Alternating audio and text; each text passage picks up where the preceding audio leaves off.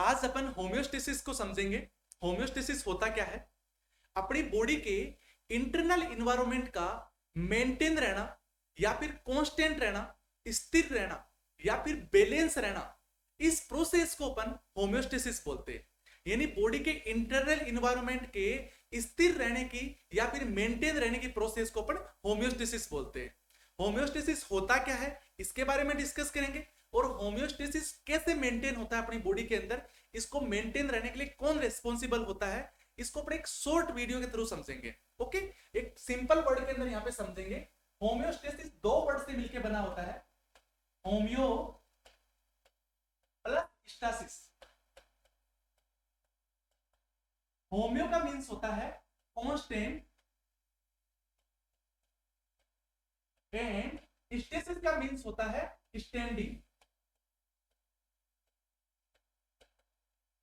Constant को हिंदी में बोलते हैं स्थिर, और स्टैंडिंग मतलब एक जैसा रहना। ओके, स्थिर रहना, जो इंटरनल इन्वायरमेंट है उसका स्थिर रहना होम्योस्टेसिस कहलाता है। ओके, या फिर कांस्टेंट को अपन बोल सकते हैं सेमनेस। सेमनेस, स्टैंडिंग को अपन बोल सकते हैं स्टेट। यही इन दो वर्ड से ही इसकी डेफिनेशन बन जाती है।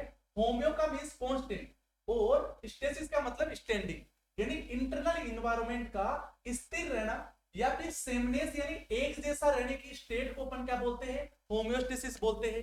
यदि इसके अपन डेफिनेशन की अपन बात करें कि होम्योस्टेसिस की डेफिनेशन क्या होती है, तो condition of equilibrium in the bodies internal environment. यानी इसकी डेफिनेशन की बात करें,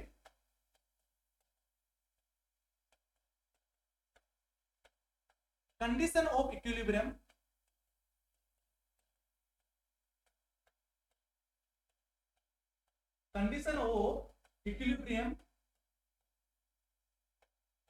in the body's internal environment।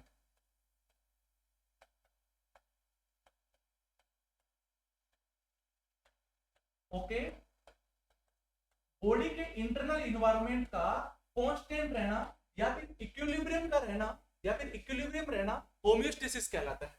Clear है? इसको मेंटेन करने के लिए अपनी बॉडी के अंदर दो मैकेनिज्म काम करते हैं। क्लियर है? इसको मेंटेन करने के लिए दो मैकेनिज्म अपनी बॉडी के अंदर काम करती है। टू मैकेनिज्म टू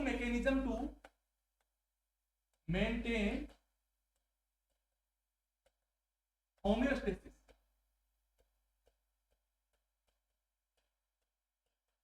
ओके, दो सिचुएशंस कौन सी होती है?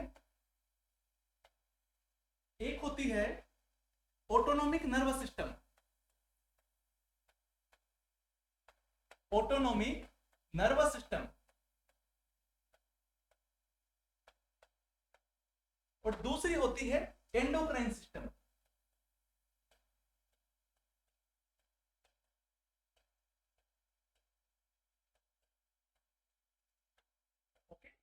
ये दोनों कैसे मेंटेन करते हैं इसके बारे में अपन यहां पे समझते हैं। ओके, ऑटोनोमिक नर्वस सिस्टम कैसे मेंटेन करता है होम्योस्टेसिस को, और एंडोक्राइन कैसे सिस्टम इसको मेंटेन करता है। ऑटोनोमिक नर्वस सिस्टम अपनी बॉडी के अंदर फास्ट एक्टिंग होता है एंड शॉर्ट एक्टिंग होता है। Fast acting and short acting, इसको आप याद रखिएगा, इससे अभी समझते हैं यहां पे। और एंडोक्राइन सिस्टम होता है ये slow acting and long acting.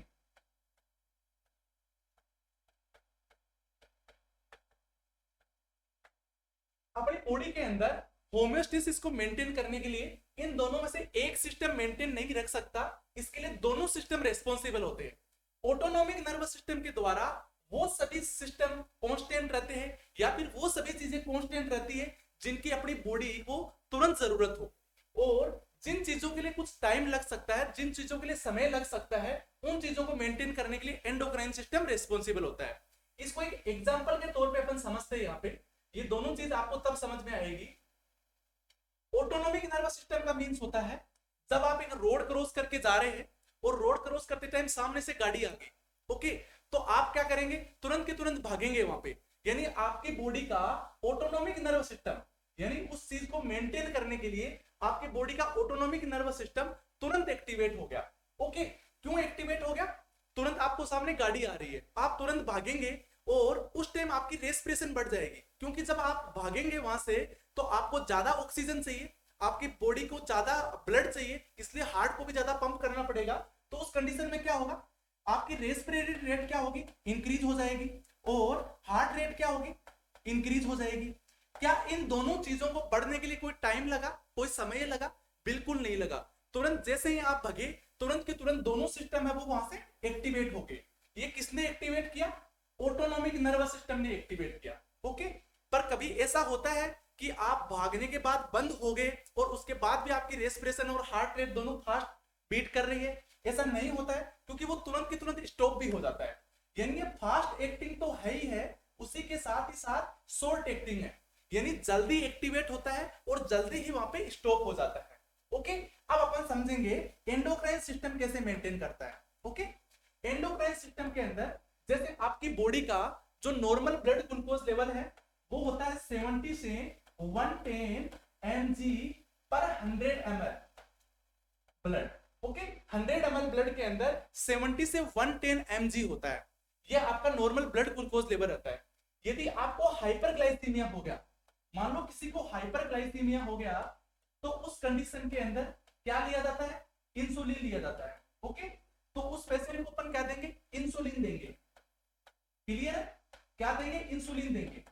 पर यदि हाइपरग्लाइसीमिया इसको 9 बजे हुआ है मॉर्निंग के अंदर और उसको आप 9:05 पे इंसुलिन दे देते हो, 9:05 पर इंसुलिन दे देते हैं, तो क्या आपका ग्लूकोज लेवल है वो 9:06 पे कम हो जाता है क्या, नहीं हो पाता है, क्योंकि उसको टाइम लगता है, क्योंकि उसको मेंटेन करने के लिए एंडोक्राइन सिस्टम रिस्पॉन्सिबल है। और ये कैसा होता है, ये स्लो एक्टिंग है, और जब एक बार ब्लड ग्लूकोज लेवल मेंटेन हो गया तो उसको वापस हाइपरग्लाइसीमिया होने में टाइम लगेगा। यानी ऐसा नहीं है कि तुरंत के तुरंत ही वापस वो हाइपरग्लाइसीमिया हो जाएगा, यानी वो लॉन्ग एक्टिंग भी है। यानी आपके बॉडी के इंटरनल इन्वायरमेंट को मेंटेन रहने के लिए दो चीजें जरूरी होती है, एक ऑटोनॉमिक नर्वस सिस्टम, एक second one is endocrine system.